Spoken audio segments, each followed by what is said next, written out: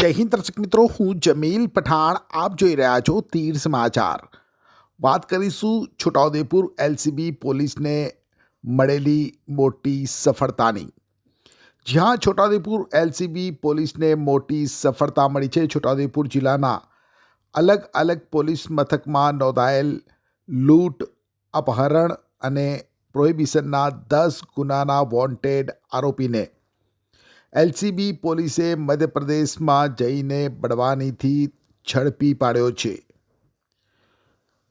વિગતવાર વાત કરીશું. છોટાઉદેપુર એલસીબી પોલીસ જ્યારે કવાંટ પોલીસ મથક વિસ્તારમાં પેટ્રોલિંગમાં હતી ત્યારે ચોક્કસ બાતમી હકીકત મળેલ કે છોટાઉદેપુર જિલ્લાના અલગ અલગ પોલીસ મથકોમાં નોંધાયેલ લૂંટ, અપહરણ અને પ્રોહિબિશનના ગુનાનો વોન્ટેડ આરોપી વાસુદેવ ઉર્ફે વાસુ ભગવાનભાઈ ભેડિયા એટલે કે રાઠવા, GJ 20N2844 નંબરની હુન્ડાઈ ક્રેટા કાર લઈને તેના મિત્રો સાથે શિરડી ખાતે ગયેલ છે અને ધુલે, સેંધવા, બડવાની થઈને અલીરાજપુર તરફ આવનાર છે.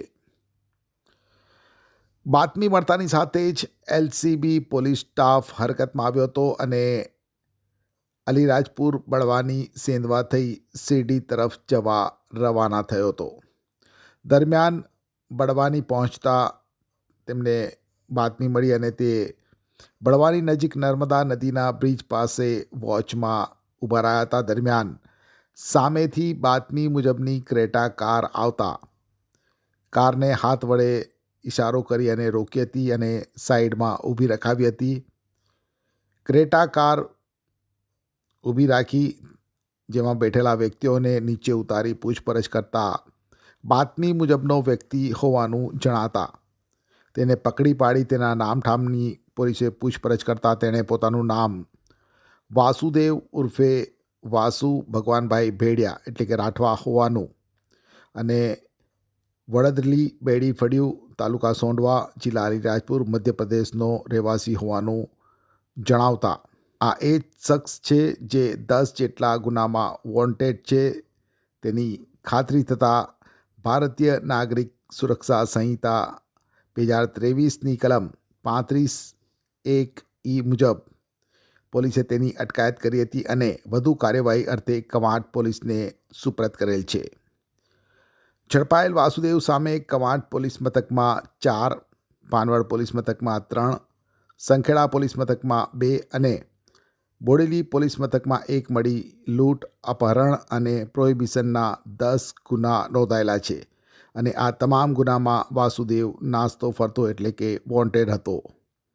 ત્યારે 10 જેટલા ગંભીર ગુનાના વોન્ટેડ આરોપીને ઝડપી પાડવામાં છોટાઉદેપુર એલસીબી પોલીસને સફળતા મળી છે.